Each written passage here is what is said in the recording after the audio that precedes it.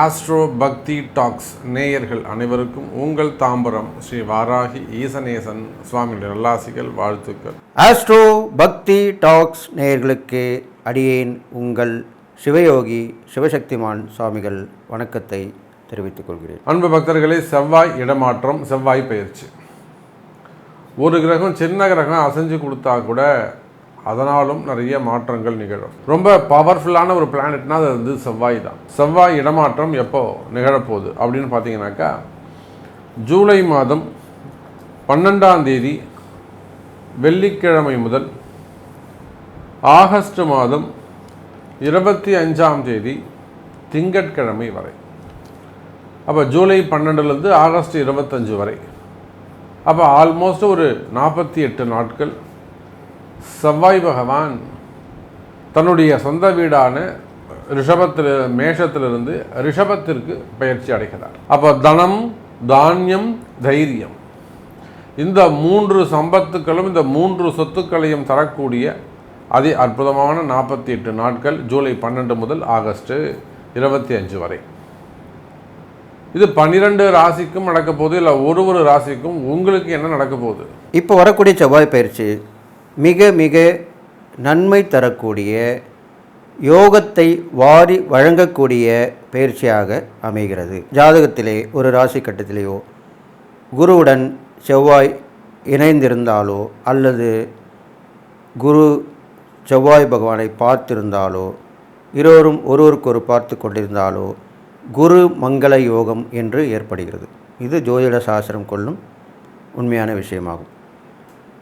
அந்த வகையில் இந்த செவ்வாய் பயிற்சி குருமங்கள யோகத்தோடு ஏற்படுது. குருமங்கள யோகம் ரொம்ப உயர்ந்தது, யோகத்தில் ரொம்ப உயர்ந்த யோகமாக சொல்லப்படுது. செல்வம், செல்வாக்கு, அந்தஸ்து, பரிசு, பாராட்டு எல்லாமே கிடைக்கும், சகல சம்பத்தும் கிடைக்கும். அப்பேற்பட்ட பயிற்சி தான் இப்போ உங்களுக்கு வரப்போகுது. அப்போது அது 12 ராசிகளுக்குண்டான பலன்களை சொல்ல போகிறேன். கன்னிராசினியர்களே, இந்த செவ்வாயுடைய மாற்றம் ரொம்ப அற்புதமான யோகம். நல்ல இட வாய்ப்புகள் உங்களுக்கு தேடி வந்து அமையும். ரொம்ப நாளாக ஒரு இடம் பார்த்துக்கிட்டே இருக்கீங்க, ஒரு இடமாற்றம் பார்க்குறீங்க, இடமே சரியாக அமையலையா? கவலை வேண்டாம் கன்னிராசி என்பர்களே, உங்களுக்கு நல்ல இடங்கள் அமையும், இடதோஷ நிவர்த்திகள் கிடைக்கும். ஒரு நீங்கள் ஒர்க் பண்ணக்கூடிய இடமா இருக்கலாம், தொழில் செய்யக்கூடிய இடமாக இருக்கலாம், இல்லை ஒரு சின்ன கடையாக இருக்கலாம், கம்பெனியாக இருக்கலாம், ஆஃபீஸாக இருக்கலாம், வீடாக இருக்கலாம், நிறுவனங்களாக இருக்கலாம், விவசாய நிலங்களாக இருக்கலாம், தோப்பு துறவாக இருக்கலாம், விவசாய பூமியாக இருக்கலாம், காடுகளாக இருக்கலாம்.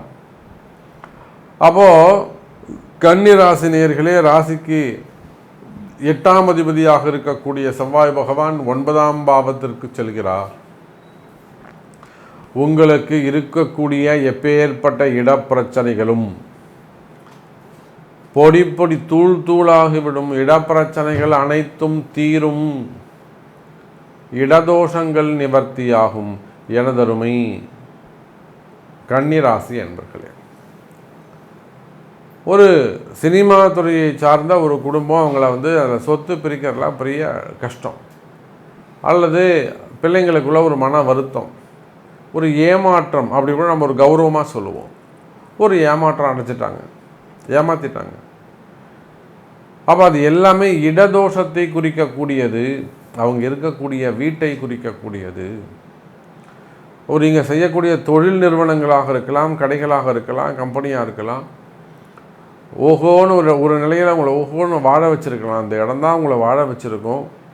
ஆனால் இப்போ சமீப காலமாக சரியில்லாமல் போச்சு, அது இடதோஷத்தை குறிக்கக்கூடியது.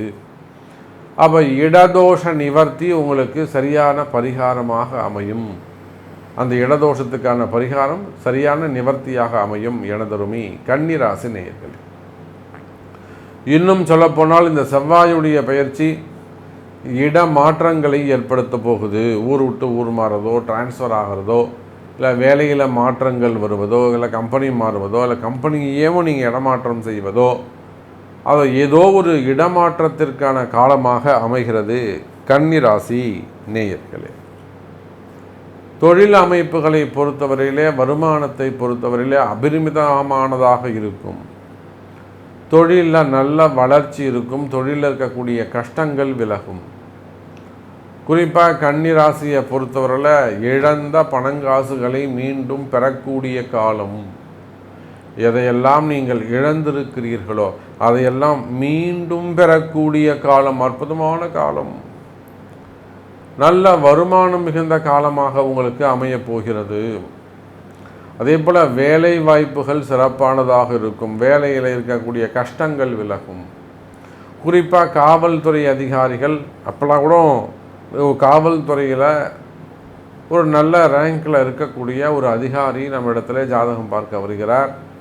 சாமி, நான் இந்த மாதிரி விஆர்எஸ் எழுதி கொடுத்துட்டேன், எனக்கு எந்த பிரச்சனையும் இல்லாமல், ஏன்னா எனக்கு கமிஷனர் தான், ஐஜி தான் கையெழுத்து போடணும், கமிஷனர் தான் கையெழுத்து போடணும், ஏதோ ஒரு போஸ்டிங் சொல்கிறார். அவங்க கூப்பிட்டு கேட்பாங்க, ஏன் போகிறேன்னு கேட்பாங்க. வேணாம், நீ கண்டினியூ பண்ணுன்னு சொன்னால் நம்ம பண்ணணும், இல்லாட்டி கையெழுத்து போட மாட்டாங்க, ஒரு பிரச்சனை பண்ணிட்டுவாங்க, நமக்கு சரியான செட்டில்மெண்ட் வராதுன்னு அந்த அதிகாரி சொல்கிறார்.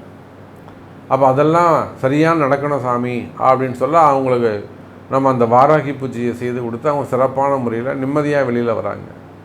அப்போ காவல்துறை அதிகாரிகளாக இருக்கலாம், அரசு அதிகாரிகளாக, எல்லா துறையும், நீங்கள் எந்த டிபார்ட்மெண்ட்டாக வேண்டுமானாலும் இருக்கலாம், கவர்மெண்ட் ஜாபாக இருக்கலாம், ஒரு நல்ல ஹையர் பொசிஷனில் இருக்கலாம், அல்லது துறை ரீதியான நடவடிக்கைகள் ஏதேனும் நடந்து கொண்டு இருக்குதா, வம்பு வழக்குகள், கோர்ட்டு கேஸு எதாவது நடந்துக்கிட்டு இருக்கா, டிபார்ட்மெண்ட் வைஸ் என்கொயரிஸ் எதாவது நடந்துக்கிட்டு இருக்கா, பதவி போட்டிகள் ஏதாவது இருக்கா, கன்னி ராசி என்பவர்களே பதவி போட்டிகள் இருக்கா, போட்டி பொறாமைகள் இருக்கா, தொழில் போட்டிகள் இருக்கா, தொழில் எதிரிகள் இருக்கா. அப்போ அந்த மாதிரியான பிரச்சனைகள் இருக்குமே. ஆனால் நிச்சயமாக கவலை வேண்டாம் கன்னி ராசி என்பவர்களே, அது எல்லாவற்றுக்குமே பரிகாரங்கள் பிராயச்சித்தங்கள் உண்டு. நீங்கள் ஜெயிக்க முடியும். ஏன் கவலைப்படுறீங்க? கண்டிப்பாக நீங்கள் ஜெயிப்பீங்க, ஜெயிக்க முடியும். அதுக்கு வழிவகை உண்டு. அப்போ அதற்கான பரிகாரங்களை அறிந்து தெரிந்து செய்வீர்களேயானால் வெற்றி நிச்சயம் கன்னிராசி என்பர்களே. அப்போ உத்தியோகத்தை பொறுத்தவரையிலே வேலை செய்கிற இடத்தில் இருக்கக்கூடிய கஷ்டங்கள் பிரச்சனைகள் விலகும். வேலை செய்கிற இடத்துல எனக்கு நம்மளுடைய ஹையர் ஆஃபீஸர் சரியில்லை, என் மேனேஜர் சரியில்லை, ஒரு பொண்ணு ரொம்ப இம்சை பண்ணுது சார், ஒரு லேடி ரொம்ப டார்ச்சர் பண்ணுறாங்க, அப்படின்னா ஒரு ஜென்ஸை ரொம்ப டார்ச்சர் பண்ணுறாரு, இந்த மாதிரிலாம் சொல்வீர்களே ஆனால் வேறு ஏதேனும் கஷ்டங்கள் இருக்குமே ஆனால் எனக்கு ஒரு ப்ரமோஷன் கிடைக்கல, என்னை ரெக்கக்னைஸ் பண்ண மாட்டுறாங்க, என்னை ரொம்ப இரிட்டேட் பண்ணுறாங்க, டார்ச்சர் பண்ணுறாங்க, எனக்கு வேலை பிடிக்கல, வெளியில் போகிறேன், இந்த மாதிரி ஜாப் ரிலேட்டடாக உங்களுக்கு என்ன ப்ராப்ளம் இருந்தாலும் கவலை வேண்டாம் கன்னிராசி என்பர்களே. ஒரு முறை உங்களுடைய பிறப்பு ஜாதகத்தை கொண்டு அதற்குரிய வழிபாடுகளை செய்வீர்களே ஆனால் உத்தியோகம் சிறக்கும். பொதுவாக இந்த செவ்வாய் பெயர்ச்சியில் கன்னிராசி என்பர்களுக்கு சரியான பரிகாரம் என்னன்னு கேட்டிங்கனாக்கா, ஏகாதசி திதியில் பெருமாளுக்கு காலம்பர ஒரு திருமஞ்சனம் செய்வித்து ஏகாதசி உப்மா நிவேதனம் செய்து வழிபாடு வாசனை புஷ்பங்களால் அர்ச்சனை செய்து வர உங்களுக்கு பயம் நீங்கும். அப்போ கன்னி ராசி என்பவர்கள் ஏகாதசி திதியில் பெருமாளுக்கு வழிபாடு செய்வது சரியான பரிகாரமாக அமைகிறது. இது போல் உங்களுக்கு என்ன பிரச்சனை, எனக்கு பணங்காசு வரணும், நான் பணங்காசு ஏமாந்துட்டேன் சார், எனக்கு இத்தனை லட்சம் வரணும், இத்தனை கோடி வரணும், எனக்கு இவ்வளோ சொத்து வரணும் சார், நான் இதை மிஸ் பண்ணிட்டேன், இடம் வரணும் எனக்கு சார், நான் ஒரு வீடு கட்டுறேன் பாதிலே நிற்குது சார், நான் ஒரு இடத்துக்கு அட்வான்ஸ் கொடுத்தேன், அந்த இடமும் கொடுக்க மாட்டுறாங்க, பணமும் கொடுக்க மாட்டுறாங்க, ரிஜிஸ்ட்ரேஷன் பண்ணிட்டேன், ஒரு வில்லங்கம் இருக்குது, அது ஒரு பில்டிங் கட்டிகிட்டு இருக்கேன் சார், பாதிலே நிற்குது. இந்த மாதிரி உங்களுக்கு என்னெல்லாம் கஷ்டங்கள் இருக்கோ, எந்த மாதிரியான கஷ்டங்கள் இருக்கோ அதற்குரிய பரிகாரங்கள் பிராயச்சித்தங்கள் செய்வீர்களே ஆனால், தெரிந்து செய்வீர்களே ஆனால், அதுதான் ரொம்ப முக்கியம். என்ன செய்யணுன்றது தெரியணும்ல, அப்போ அதுக்கு வழிகாட்டக்கூடிய குருவை தேர்ந்தெடுத்து செய்வீர்களே ஆனால் நிச்சய நல்ல மாற்றங்கள் ஏற்படும், நிம்மதியான வாழ்க்கை உருவாகும். கன்னிராசி என்பர்களே, உங்களுக்கு நிம்மதி வேண்டுமா? நிச்சயமாக கன்னிராசி என்பர்களே, இந்த செவ்வாய் மாற்றம் பயிற்சி உங்களுக்கு கை கொடுக்கும். தொழிலில் நல்ல முன்னேற்றம் ஏற்படும். நீங்கள் எந்த தொழில் செய்பவராக இருந்தாலும் சரிதான், தொழில்துறையை பொறுத்தவரையில் பிஸ்னஸை பொறுத்தவரையில் சிறப்பானதாக இருக்கும். ஆரோக்கிய விஷயத்தில் அதிக அக்கறை கவனம் தேவை. நிறைய கன்னி ராசி என்பவர்கள் ஆரோக்கிய குறைவுகள் ஏற்பட்டிருக்கு. ஆப்ரேஷன் சம்மந்தப்பட்டது, உடல்நிலை குறைவு, மன பயம், மரண பயம், மனசு எப்பயும் ஒரு பயமாகவே இருக்கிறது, ஒரு செய்வினை கோளாறுகள், எனக்கு இல்லைன்னுவாங்க, ஆனால் அவங்களுக்கு தான் நிச்சயமாக இருக்கும். அந்த மாதிரி மனசில் பயங்கள் இருக்குமே ஆனால் அவை விலகும். அப்போ கன்னி ராசி என்பவர்களே ஏகாதசி வழிபாடு உங்களுக்கு கை கொடுக்கக்கூடியதாக இருக்கும். கன்னி ராசிக்காரங்க பார்த்தீங்கன்னாக்கா உங்கள் ராசியிலே கேது இருக்காங்க, 7 ராகு இருக்காங்க. ஆனால் குரு நல்லதாக இருக்கார் பொசிஷன். உங்களுக்கு குரு நல்ல பொசிஷன் வந்திருக்கு. அப்போ குருவோட செவ்வாய் சேர்ந்துருக்கு. குருவோட செவ்வாய் சேரும்போது கண்டிப்பாக நல்லது தான் நடக்கும். அப்போது 9ஆம் இடத்துல குரு மங்கள யோகம் ஏற்பட்டிருக்கு. 9ஆம் இடத்துல ஏற்படுறது பெரிய விஷயந்தான். பாக்கியஸ்தானம் சொல்லப்படுது. எப்படி 11ஆம் இடத்துல குரு செவ்வாய் சேர்ந்தால் நல்லதுன்னு சொல்லுமோ, அதுக்கு அடுத்த ஸ்டேஜின்னு பார்க்கும்போது 9ஆம் இடம் தான் சொல்லப்படுது. அந்த 9ஆம் இடத்துல இந்த குருவும் செவ்வாயும் சேர்ந்துருக்கனால உங்களுக்கு நல்ல விஷயங்கள் நடக்கும். வாழ்க்கையில் நினைக்க முடியாத விஷயங்கள்லாம் நடக்கும். எதிர்பாராத சந்திப்புகள் கிடைக்கும். இது மாதிரிலாம் நடக்கும். திடீர்னு ஒரு பிரபலமானவங்க உங்கள்கிட்ட பழகுவாங்க. அவங்க மூலிமா உதவிகள் கிடைக்கும். அது மூலிமா நல்லபடியாக ஆகிடுவீங்க. எப்பயுமே ஒருத்தவங்க பெரிய ஆள் உங்க கூட பக்கபலமாக இருந்தால் யாருக்குமே அவங்க நன்மை தான் இருப்பாங்க. அவங்க நல்லா இருக்கும்போது இவங்களும் நல்லா தான் இருப்பாங்க. கூட வச்சுருக்கவங்கள கண்டிப்பாக அவங்க நல்லது தான் செய்வாங்க. அது மாதிரி தான் நடக்க போகுது.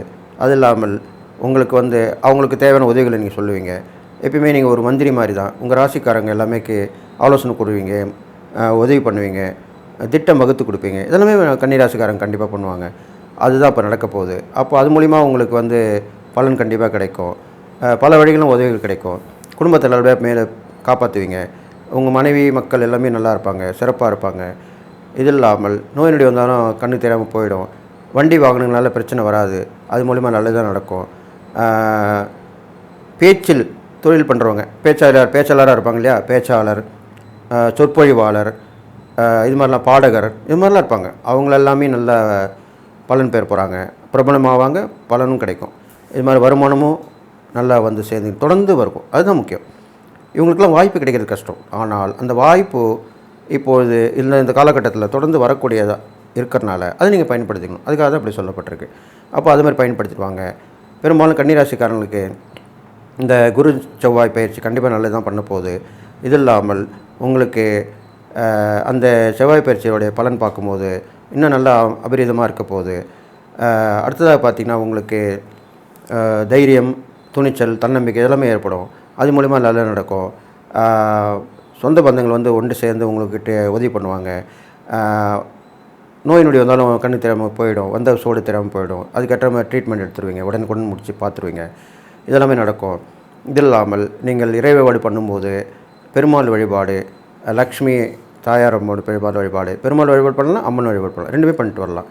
அது மாதிரி பண்ணிட்டு வரணும். புதன்கிழமை சனிக்கிழமை பெருமாள் வழிபாடும், செவ்வாய் வெள்ளி அம்மன் வழிபாடும் பண்ணிட்டு வருது. ரொம்ப விசேஷமாக சொல்லப்பட்டிருக்கு.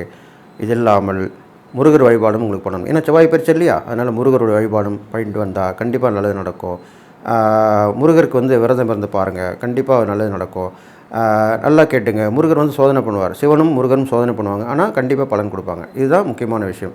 மற்ற தெய்வங்களை மாதிரி இவங்க 2 பேரும் கிடையாது. அதனால் அந்த மாதிரி நீங்கள் அதை சகிச்சுக்கிட்டு பொறுமையாக இருந்தீங்கன்னா கண்டிப்பாக நல்லது நடக்கும்.